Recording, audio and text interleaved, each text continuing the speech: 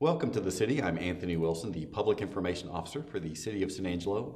And joining us for the entire episode today is one of our council members, the representative from District 5, Councilwoman Elizabeth Grindstaff. Elizabeth, thanks for being with us. Thank you for having me. So you've been on the council now for the past year and a half, as I said, representing District 5, and that was after a long career in municipal government, including 6 years as one of our assistant city managers. What's it been like sitting behind the council dais? I've enjoyed it. It's probably been a little harder than I first imagined. Having been in municipal government for 24 years, I thought I was well prepared for it. But very quickly you realize that the issues are, the same that I had dealt with before. But perhaps emotion a little higher when you're working with your constituents and realizing the complexity of the problem, or maybe the many different opinions about an issue, and how you resolve those and then go and make a vote.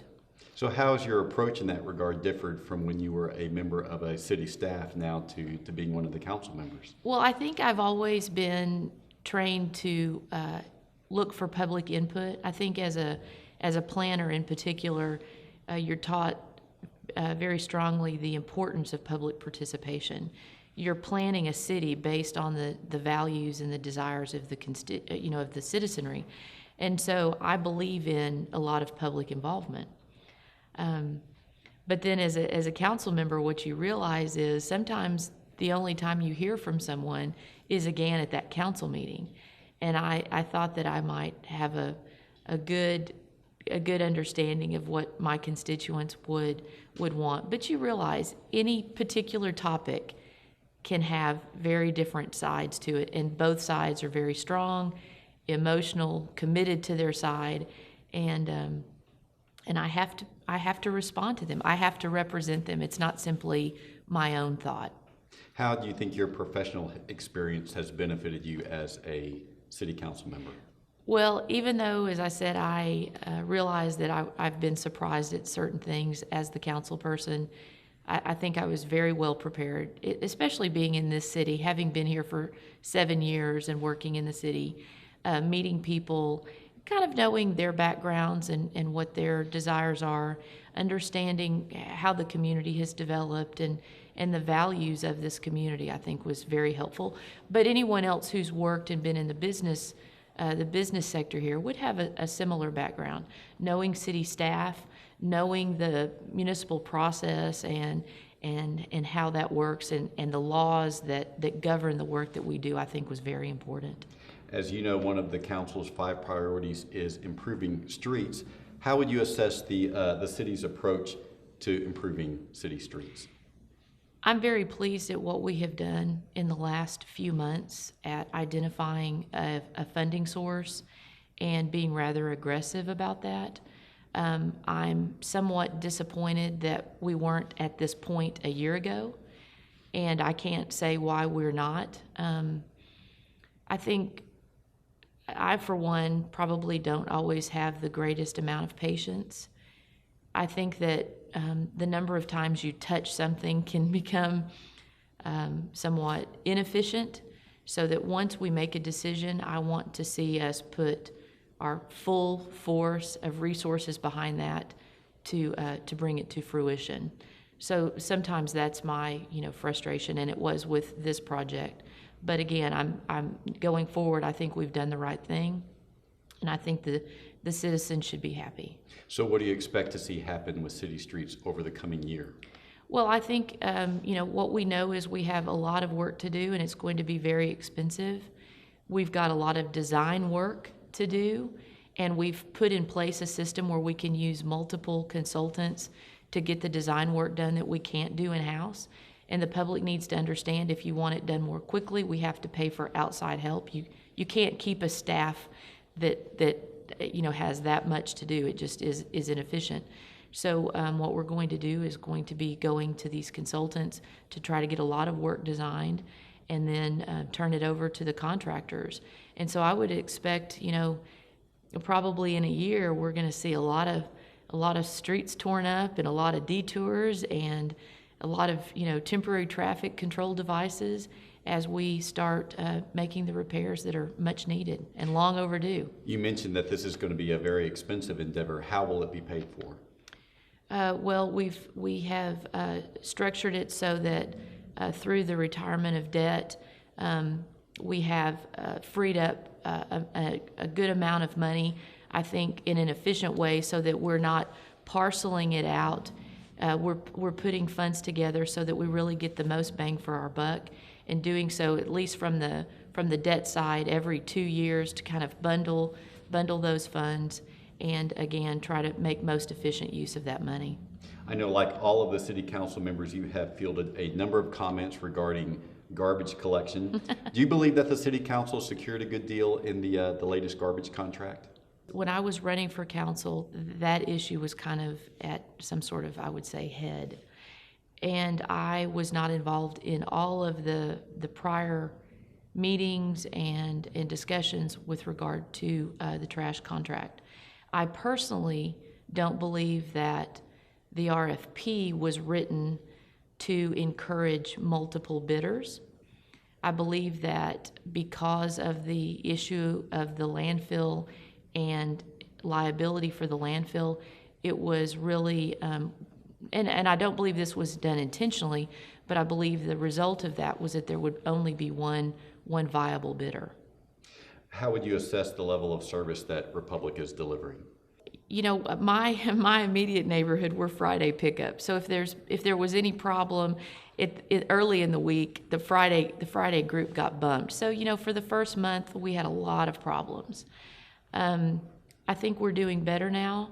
I personally am not hearing any complaints about pickup.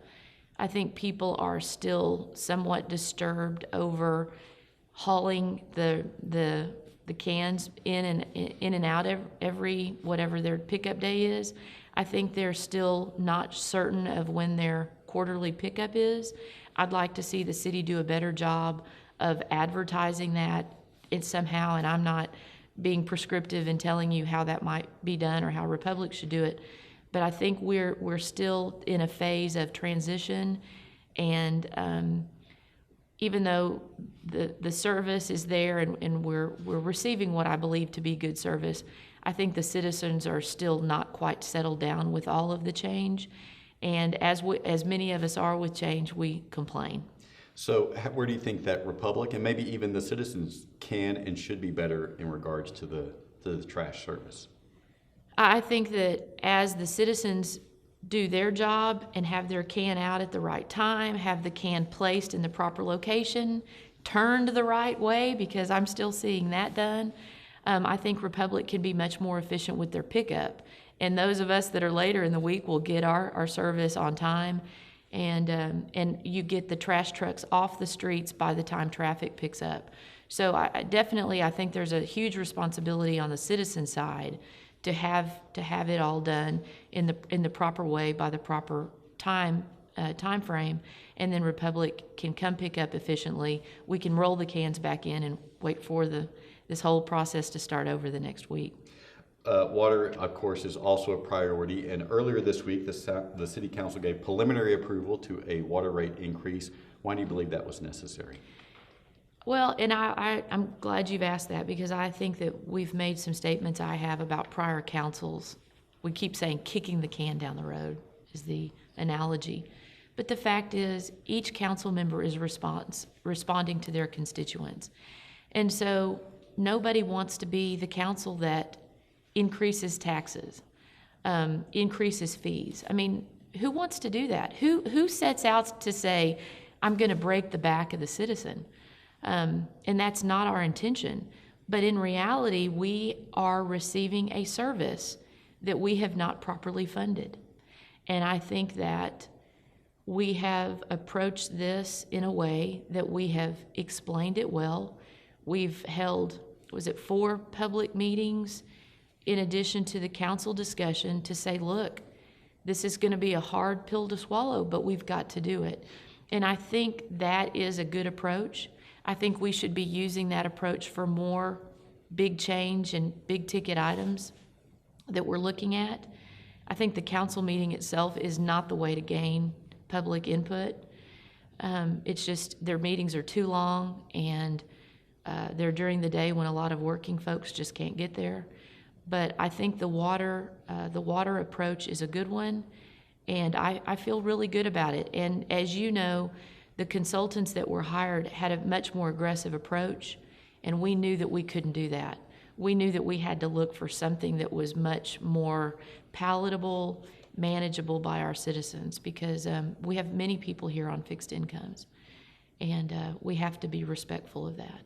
What's your assessment on the city's efforts to secure more water supply?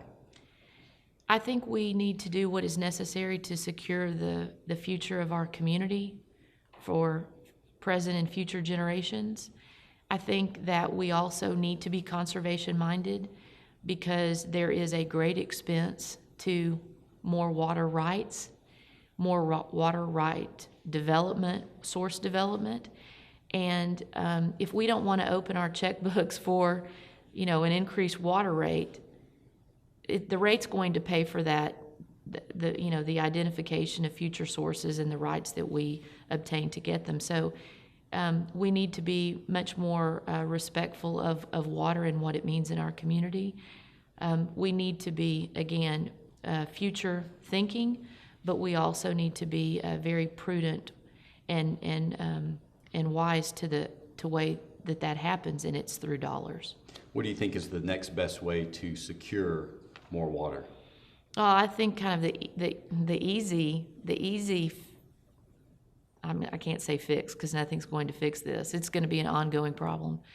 Is looking at the existing infrastructure and the loss that we have there. I think that's a real issue. The people in the community that I hear from the loudest believe that we need to concentrate, and I think I said that in the council meeting, about existing infrastructure.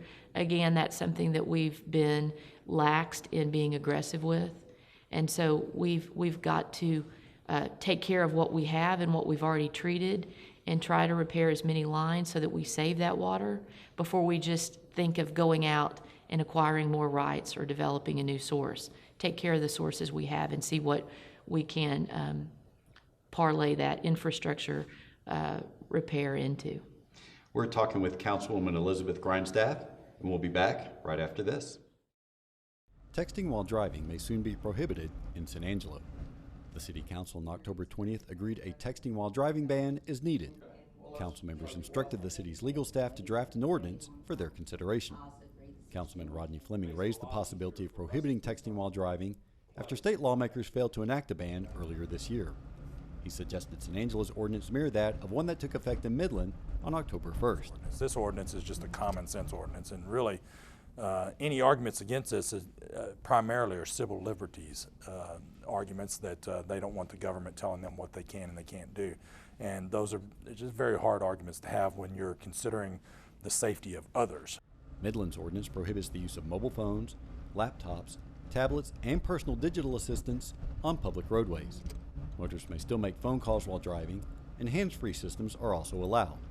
Violators may face a maximum fine of $500. San Angelo City Council is yet to agree on whether first responders and storm spotters who are working within the scope of official duties should be excluded. Assistant Police Chief Jeff Vance supports the proposed ordinance. We've done a good job by making our streets safer, and this texting while driving ban, would give us a tool or give us an officer the opportunity to correct, what's considered would be, bad behavior, bad driving behavior. The texting while driving ordinance must undergo 2 public readings and approval by the City Council before it would take effect. For SATV, I'm Anthony Wilson.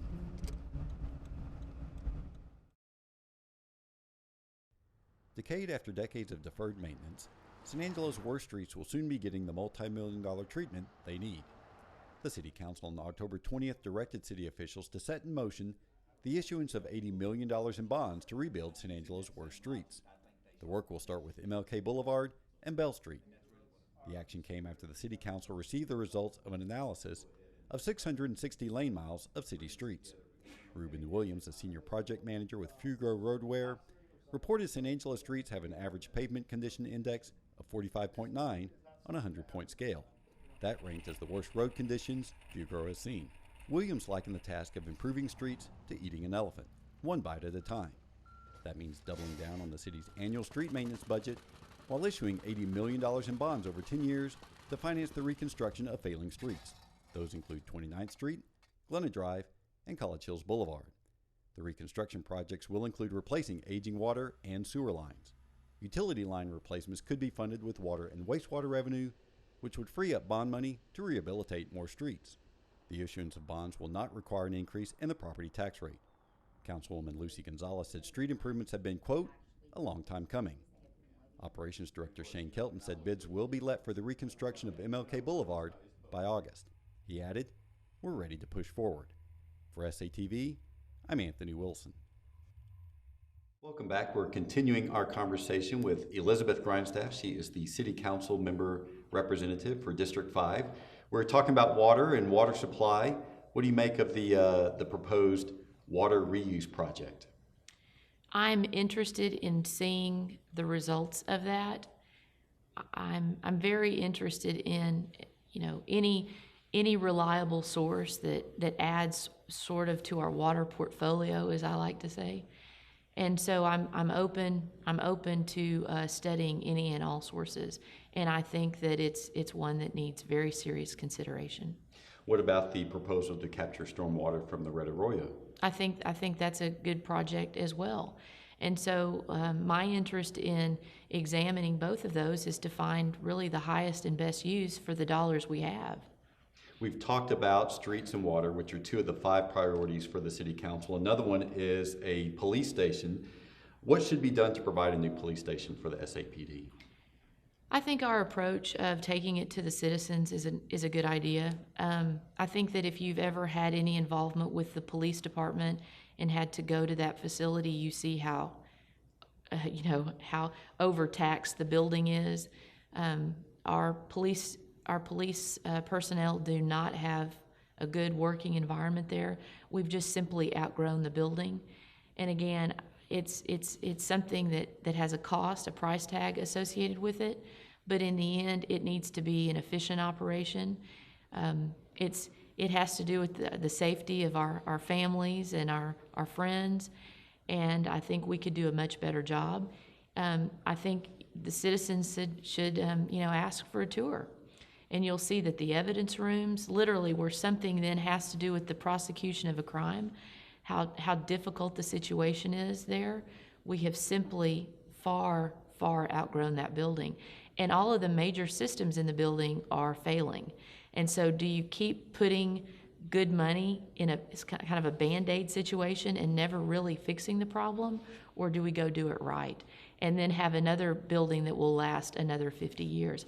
I think the latter is the more efficient use of our funds. You mentioned about taking something to the voters. Do you have in mind a timetable, or do you know a timetable for when that will occur? Well, I think it's no, I don't. I'll rely on staff to tell us when they're ready to go. And at this point, we haven't seen proper cost estimates to feel good or to feel confident enough to set the actual date.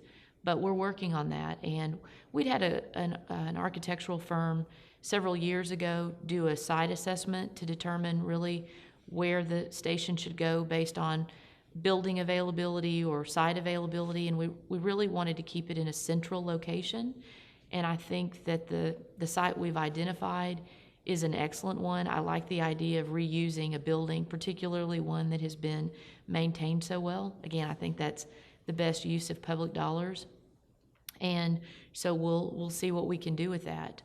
I think it was a good investment on our part, but I don't want to talk about other uses for it before I want to keep talking about a police administration building first and foremost. And of course, you're talking about the First Financial Bank building downtown. You've been a big proponent of the spay-neuter ordinance. Why? It's money. I think that I'm changing some thoughts that I may have entered this position with, in that in the end, it's really all about what we can afford as a community. And we can all have our I don't want to say pet projects. We all have our own agendas. We have things, projects, and services that that are near and dear to our heart.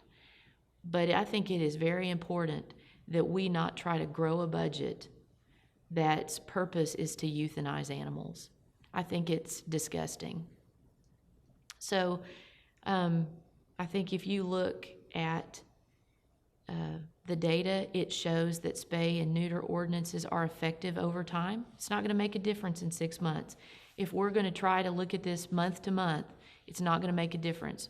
But when you have fewer breeding, unattended animals, we are going to have less of a problem at our shelter. And then we can be more of an adoption center rather than a kill facility. And so I don't want to see, as I said, that budget grow for the purpose of destroying animals that were simply neglected by irresponsible people. I don't want that to be my tax burden, and I don't want it to be yours. You know, that's one of the issues where people will say, you know, what right does the government have to interfere with this? This is my personal right. How do you respond to those sort of claims whenever you hear it, particularly when it comes to an issue like spay-neuter? Well, there are a number of those issues where I hear that. And I think that they are spoken by well-intentioned people that simply have a different opinion than I do. But in the end, Anthony, I think we are taught to be good neighbors and good citizens. And that means we have to think about the people that we live around and what's best for our neighborhoods and our communities. And so that attitude, I think, can be dangerous. And in many cases, and in this one in particular, very expensive for those of us who are trying to be responsible pet owners. You've also voiced support for a ban on texting while driving within the city limits. Why does that make sense in your mind? I think that we all know that when you get into a 2,000 to 5,000 pound vehicle, it was meant to drive and be as free of distraction as at all possible. And so our world is very text friendly and talk friendly, but I think that the decision needs to be made that we put our community safety and our kids' safety above what's convenient. And I think that texting is a ban on texting while driving is an important part of that. I think if a police officer witnesses someone reading a book, you know, a paperback while driving, it's the same thing. It's simply that kind of distraction in a number of different ways is dangerous for everyone on the road. You've initiated a monthly series of neighborhood chats in which you invite your constituents to come and share whatever thoughts, and usually there's a focus for those meetings. They discuss a particular topic. What's been your take on those discussions? Well, I really enjoy them. You know, I have probably 50% of the attendees are kind of my core group that attend every meeting. And then there's, you know, depending on the location, because we move around within the district, and depending on the topic, then, you know, about 50% are kind of new joiners. They're fun because you get a good perspective of the variety of opinions on a specific issue. They're held in a setting that's very non-confrontational. It's very conversational like this. And so people feel free to express themselves. And, you know, we don't heckle anyone, and we're, you know, respectful of the different opinions. And so it's been good. And I think that for me, we can all get really busy, and it's hard to return every phone call, and it's hard to return every email because there's so many ways we're getting hit with constituent messages. But to be available, you know, once a month for an hour just to talk about whatever is on your mind is makes me feel good, and I think it makes people feel that I'm approachable, and I'm proud of that. Do you have any other priorities that you will be looking to accomplish in the coming year? I think two that I've expressed are related to one another in some ways, but I think separate in other ways. Economic development is very important to me because I want to share this tax burden on this beautiful city that we have with many, many, many services and many, many amenities. I want to share that with a broader tax base. So economic development will stay a very important issue in my mind. Also, focusing again on ways to improve the development process. I don't want anybody to tell me that it's easier to develop in Abilene or Midland, Odessa. I want us to be the most development friendly without sacrificing health and safety. Your term ends in May. Will you run for re-election? Yes, I intend to run again. And how has your reason for running perhaps changed from when you ran 2 years ago?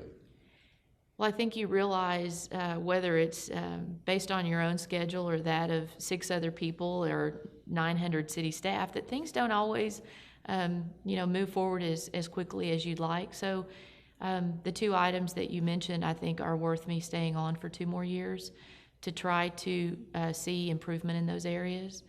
And I'm happy to stay in the position as long as my district wants me there. If they have another candidate that they feel would better serve them, then I'm very willing to give up my spot for that. But I haven't heard that talk yet, so we'll see. I assume that you like the job. What do you like about being a city council member? I love community work. I like trying to leave something better than I found it. I think I missed that when I left the city and when I retired to go into private sector work. I like seeing a big group of people focused on the same goal and working together to do that. And I think this is a great organization. You've seen some really neat projects done, whether it be, staff or through volunteer efforts. And I find great satisfaction, and I like to be a part of it. And if someone from the community, particularly one of your constituents, wants to get in contact with you about whatever, what's the best way for them to do that? The best way is to find me at my work address. I work at Texas Pacifico, the railroad here. Just call me at the office. I have email, I have Facebook. Most of my constituents actually use Facebook, and that's kind of funny to me, but it's becoming more and more popular, and through the messaging through that is probably where I receive most of my contacts. And then if it's a question, a lot of other people get to see the response, so it works. We've been talking with Elizabeth Grindstaff. She is the City Council member for District 5, and we hope you'll join us for the next episode of The City.